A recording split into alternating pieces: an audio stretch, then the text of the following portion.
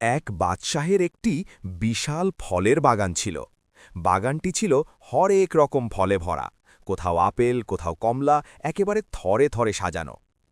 একদিন বাদশা তার কাছের একজন প্রহরীকে ডাকলেন। প্রহরীর হাতে একটি ঝুড়ি ধরিয়ে দিয়ে আদেশ দিলেন, এই বাগান থেকে ঝুড়ি ভরে ফল নিয়ে এসো, তোমাকে আমি দারুণ একটি পুরস্কার দেব। কিন্তু একটা শর্ত আছে, বাগানের একই রাস্তায় দুইবার হাঁটা যাবে না। প্রহরী ভাবল, আরে এ তো কোনো কঠিন কাজই নয়, এক দরজা দিয়ে ঢুকব, অন্য দরজা দিয়ে বের হব, তাহলেই তো কেল্লা ফতে। যেই ভাবা সেই কাজ, সে এক দরজা দিয়ে বাগানে ঢুকে পড়ল। ভেতরে ঢুকেই সে অবাক, দেখল বাগানের সব ফল পেকে টুকটুক করছে।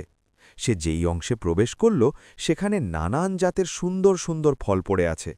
কিন্তু প্রহরী ভাবল, আচ্ছা, এখুনি না নিয়ে